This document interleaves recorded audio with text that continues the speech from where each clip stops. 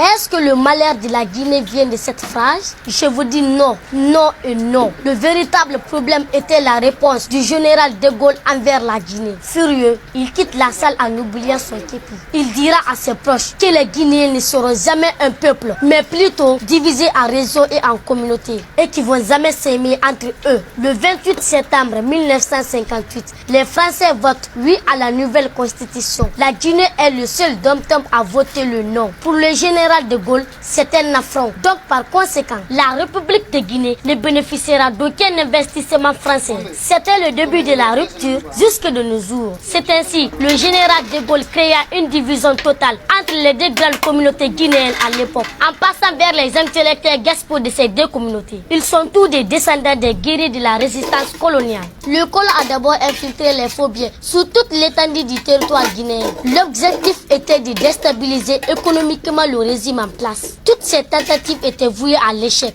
parce que le gouvernement guinéen à l'époque était composé de tous ces fils des 4 réseaux naturels. Et le dernier complot du général de Gaulle, qui jusqu'à présent joue sur le peuple de Guinée, était de diviser cette force. Enfin, le colon a gagné son pari. Le peuple de Guinée s'est livré à une division ethnique qui dit pas son nom. De nos jours, regardez la formation des différents partis politiques guinéens, tous à base communautaire sans exception. Mes chers compatriotes guinéens, le président de la République, professeur Alpha Condé, et le chef de file de l'opposition Ella Seloudane Diallo sont tous des victimes de leur communauté. Malgré mon jeune âge, je ne vais jamais détester un Africain. À plus forte raison un Guinéen dont son ethnie est différente de la mienne. Nous sommes tous coupables. La République de Guinée est le seul point commun que nous avons. 53 ans de crimes économiques et de crimes de sang. Je vous dis stop, trop c'est trop. Aucun Guinéen ne mérite de mourir au nom de la politique politicienne. La seule solution pour nous, c'est l'union.